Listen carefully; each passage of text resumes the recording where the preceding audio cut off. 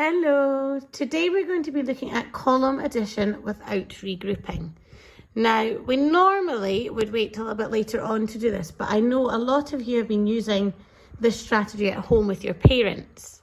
So I thought it was worthwhile us all looking at it together so we've all had a chance to see this strategy. So, if we look up at the top here, my sum is 23 add 14, or 23 plus 14. Now, we know many strategies we could use to do this. We could use our 100 square. We could use our empty number line. We could use concrete resources such as counters, pasta, or anything you can find around the house. But today we're going to look at the column addition. Now, writing numbers in a column means we're writing numbers above each other. Now, to help me, I've written my T for tens and my O for ones. So I'm going to write my numbers underneath here. So my first number is 23. So I'm going to write 23 here. My 20 is under my tens, or my 2 is under my tens because there's 2 of them to make 20. And my 3 is under my ones because there is 3 ones to make 3. I'm then going to write my next number, which is 14, which is directly below this number. And we are doing an addition. So just beside my bottom number, I'm going to do a plus sign so we know that we are doing addition. Now, to help make this nice and neat, I'm going to draw a line under my numbers that I have there so that when I write my answer, I can see that it's clearly separate. Now, to help us do this, I'm going to first of all show you how we do this using some of our tens and one sticks. So, for example, 23. Now, if you remember, I've got my unit squares or my one squares. I have my 10 sticks and I've got sort of my bigger 100 squares here. So 23, there are 2 10s. So I'm going to take, hang on. Here we go. I'm going to take 2 of these into my tens column over here. Now I also have 3 ones. So I'm going to take 3 of these. 1, 2, 3. Into my ones side. So here I have 23, just like my first number. If you want to, just to make that a little bit clearer, I'm going to write 23 just beside here, just so you can see. I've got 2 10s and 3 ones, 23. Next, I need to add my next number. So let's see, 14. So that's 1 10 and 4 ones. 1, 2, 3, 4. 1 10 and 4 ones to make my 14. And again, to help, I'm going to write 14 here just so that you can see which numbers I have. Now, to add these numbers together, normally if we were using resources like these, we would just move our numbers, our counters down to the same square. So 1, 2, 3, 4, 5, 6, 7. Now, I always start with my ones first of all. So I'm going to count all my ones together and I got 7. So just so that I remember, I'm going to write 7 down here. Next, I'm going to add my tens together. So I did my ones first of all. Now it's my tens. So I have 1, 2, 3 tens. So I'm going to write a 3 here. But I know that that actually means 30 because it's in my tens column. Remember, 3 10s is 30. 10, 20, 30. So 23 add 14, I can see here, makes 37. If I put my 2 numbers together, I would get 37. Now let's go back to our column addition. Now I deliberately put these in similar columns to what we have over here in our sum. So I'm going to have a little look at the columns I have. And I'm going to start with my ones, just like I did over here. So I have my ones here. Let's have a look. I've got 3 and 4. So if I add all my ones together, 3 add 4, I could count that on my fingers. I could do that on my head. I could again look at these cubes that I've used already. 3 add 4, I know, makes 7. So I'm going to write my 7 underneath my ones column.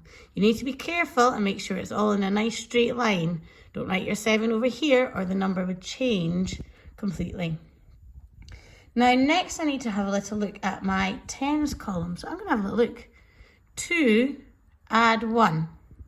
2 add 1 is 3. I'm going to write that here. And I have 37, which is the same as when I use my counters over on this side. So when I'm doing my column addition, I can imagine that I'm splitting my numbers into tens and ones. And at first of all, I need to add all my ones up together to get 7. Then all my tens up together to get 3. And my final answer would be this number at the bottom, which is 37, which is exactly what I got when I used these counters to help as well.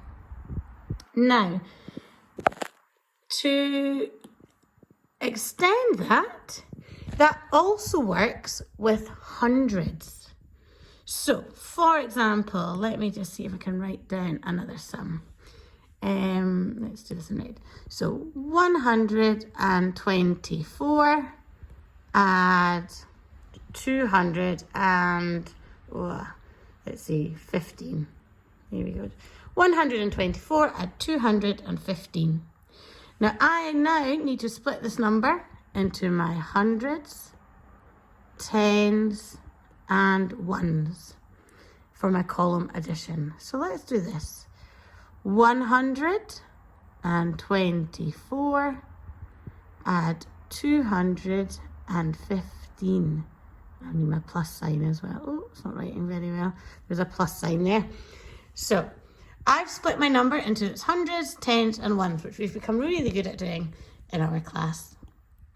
So, using the same strategy as before, I'm going to first of all look at these squares. Now, oh, that's actually quite big. I'm hoping I can fit them all in. Here we go.